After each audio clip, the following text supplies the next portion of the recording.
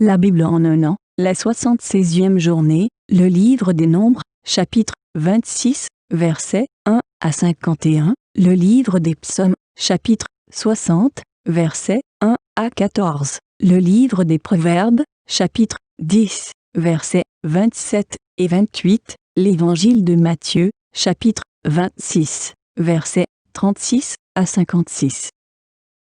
Le livre des Nombres, chapitre 26. À la suite de ce fléau, l'Éternel dit à Moïse et à Éléazar, le fils du prêtre Aaron, « Faites le dénombrement de toute l'assemblée des Israélites, âgés de 20 ans et plus, en fonction de leur famille, de tous les membres du peuple d'Israël aptes au service militaire. » Moïse et le prêtre Éléazar leur parlèrent dans les plaines de Moab, près du Jourdain, vis-à-vis de Jéricho. Ils dirent, « On fera le dénombrement des hommes âgés de 20 ans et plus, comme l'Éternel l'avait ordonné à Moïse et aux Israélites à leur sortie d'Égypte. » Ruben était l'aîné d'Israël. Voici les descendants de Ruben. Enoch, dont descend le clan des Énochites, Palu, dont descend celui des Paluites, Hetzron, dont descend celui des Hetzronites, Carmi, dont descend celui des Carmites. Tels sont les clans des Rubénites. On dénombra 43 730 hommes. Descendants de Palu, Eliab. Fils d'Eliab, Nemuel, Dathan et Abiram. C'est ce Dathan et cet Abiram qui faisaient partie des hommes convoqués à l'assemblée et qui se soulevèrent contre Moïse et Aaron avec la bande des partisans de Corée lors de leur révolte contre l'Éternel. La terre s'entr'ouvrit et les engloutit avec Corée quand ceux qui s'étaient rassemblés moururent et que le feu dévora les 250 hommes. Ils servirent d'avertissement au peuple. Quant aux fils de Corée, ils ne moururent pas. Voici les descendants de Siméon en fonction de leur clan. De Nemuel descend le clan des Nemuélites, de Jamin, celui des Jaminites, de Jakin, celui des Jakinites, de Zérach, celui des Zérachites, de Saül, celui des Saülites. Tels sont les clans des Siméonites. On dénombra 22 200 hommes. Voici les descendants de Gad en fonction de leur clan. De Tsephon descend le clan des Tsephonites, de Hagit, celui des Hagites, de Shuni, celui des Shunites, d'Ozni, celui des Oznites, de Ri, celui des Érites, d'Arod, celui des Arodites, d'Aroéli, celui des Aroélites. Tels sont les clans des descendants de Gad. On dénombra 40 500 hommes. Les fils de Juda étaient Er et Onan, mais ils moururent dans le pays de Canaan. Voici donc les descendants de Juda en fonction de leur clan. De Shéla descend le clan des Shélanites, de Péretz, celui des Péretzites, de Zérach, celui des Zérachites. Les fils de Péretz furent Hetzron, dont descend le clan des Hetzronites, et Hamul, dont descend celui des Amulites. Tels sont les clans de Juda. On dénombra 76 500 hommes. Voici les descendants d'Issachar en fonction de leur clan. De Tola descend le clan des Tolaïtes, de Puva, celui des Puvites, de Jashub, celui des Jashubites, de Shimron, celui des Shimronites. Tels sont les clans d'Issachar. On dénombra 64 300 hommes. Voici les descendants de Zabulon en fonction de leur clan. De Séred descend le clan des Sardites, d'Elon, celui des Elonites, de Jaléel, celui des Jaléélites. Tels sont les clans des Zabulonites. On dénombra 60 500 hommes. Les fils de Joseph, en fonction de leur clan, furent Manassé et Éphraïm. Voici les descendants de Manassé. De Makir descend le clan des Makirites. Makir eut pour fils Galaad. De Galaad descend le clan des Galaadites. Voici les fils de Galaad. Jézer, dont descend le clan des Jézerites. Élec, celui des Éloquites. Asriel, celui des Asriélites. Sichem, celui des Sichémites. Shemida, celui des Shemidaïtes. Épher, celui des Éphérites. Tsélophshad, un descendant de Épher, n'eut pas de fils, mais il eut des filles. Voici leurs noms. Machla, Noa, Hogla, Milca et Tirtsa. Tels sont les clans de Manassé. On dénombra 52 700 hommes. Voici les descendants d'Éphraïm en fonction de leurs clans. De Chutélach descend le clan des Chutalchites, de Béker, celui des Bakrites, de Tachan, celui des Tachanites. Voici les descendants de Chutélach. D'Héran est descendu le clan des Éranites. Tels sont les clans des descendants d'Éphraïm. On dénombra 32 500 hommes. Ce sont les descendants de Joseph en fonction de leur clan. Voici les descendants de Benjamin en fonction de leur clan. De Béla descend le clan des Balites, d'Ashbel celui des Ashbélites, d'Ashiram celui des Ashiramites, de Shupham celui des Shufamites, de Upham celui des Uphamites. Les fils de Béla furent Ard et Naaman. D'Ard descend le clan des Ardites, et de Naaman celui des Naamanites. Tels sont les descendants de Benjamin en fonction de leur clan. On dénombra 45 600 hommes.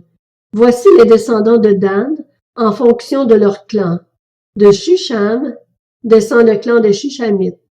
Tels sont les clans de Dan en fonction de leur clan. On dénombra au total pour les clans de Shushamites 64 400 hommes. Voici les descendants d'Aser en fonction de leur clan. De Jimna descend le clan des Jimnites, de Jishvi, celui des Jishvites, de Beria, celui des Beriites. Des fils de Beria descendent de Héber, le clan des Hébrites, et de Malkiel, celui des Malkiélites. La fille d'Aser s'appela Sirach.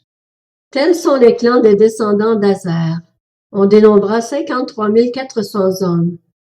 Voici les descendants de Nephtali en fonction de leur clan.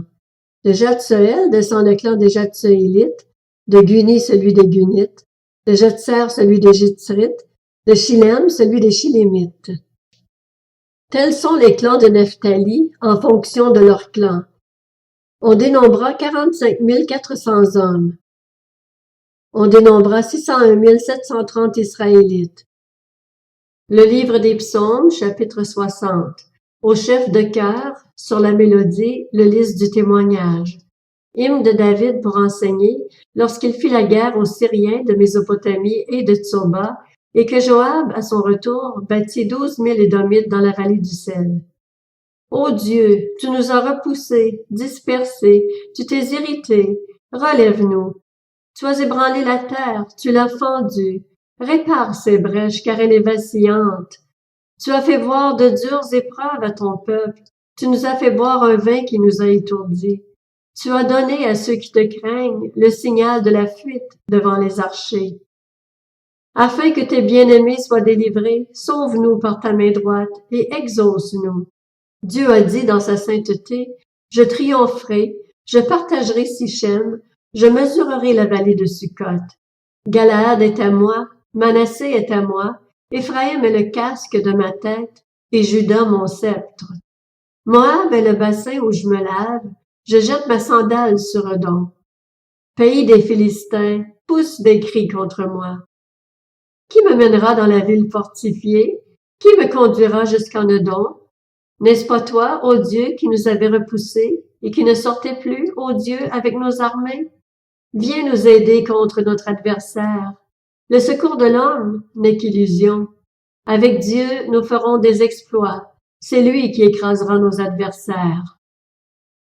Le livre des Proverbes, chapitre 10. La crainte de l'Éternel prolonge la vie, tandis que les années des méchants sont abrégées.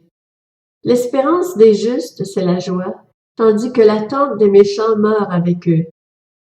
Évangile selon Matthieu, chapitre 26. Là-dessus, Jésus se rendit avec eux dans un endroit appelé Gethsémani et dit aux disciples, « Asseyez-vous ici pendant que je m'éloignerai pour prier. » Il prit avec lui Pierre et les deux fils de Zébédée, et il commença à être saisi de tristesse et d'angoisse.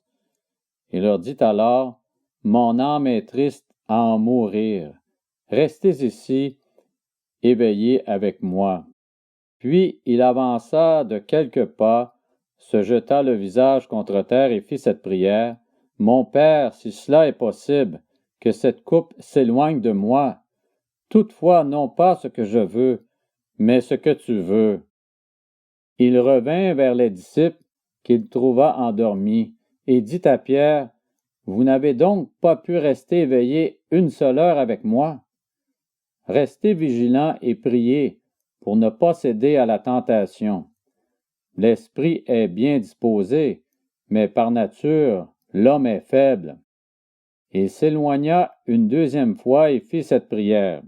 « Mon Père, s'il n'est pas possible que cette coupe s'éloigne de moi sans que je la boive, que ta volonté soit faite. » Il revint et les trouva encore endormis, car ils avaient les paupières lourdes. Il les quitta, s'éloigna de nouveau et pria pour la troisième fois, répétant les mêmes paroles. Puis il revint vers ses disciples et leur dit, « Vous dormez maintenant et vous vous reposez? Voici l'heure est proche et le Fils de l'homme est livré entre les mains des pécheurs. Levez-vous, allons-y. Celui qui me trahit s'approche. » Il parlait encore quand Judas, l'un des 12, arriva avec une foule nombreuse armée d'épées et de bâtons, envoyés par les chefs des prêtres et par les anciens du peuple. Celui qui le trahissait leur avait donné ce signe. « L'homme auquel je donnerai un baiser, c'est lui.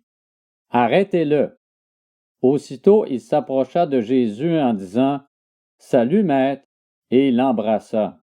Jésus lui dit, « Mon ami, ce que tu es venu faire, fais-le. » Alors ces gens s'avancèrent, mirent la main sur Jésus et l'arrêtèrent. Un de ceux qui étaient avec Jésus mit la main sur son épée et la tira. Il frappa le serviteur du grand prêtre et lui emporta l'oreille. Alors Jésus lui dit, « Remets ton épée à sa place, car tous ceux qui prendront l'épée mourront par l'épée. Penses-tu que je ne puisse pas faire appel à mon Père qui me donnerait à l'instant plus de 12 légions d'anges? Comment donc s'accompliraient les Écritures d'après lesquelles cela doit se passer ainsi? » À ce moment, Jésus dit à la foule, « Vous êtes venus vous emparer de moi avec des épées et des bâtons, comme pour un brigand. J'étais tous les jours assis parmi vous, enseignant dans le temple, et vous ne m'avez pas arrêté. Mais tout cela est arrivé afin que les écrits des prophètes soient accomplis. » Alors tous les disciples l'abandonnèrent et prirent la fuite.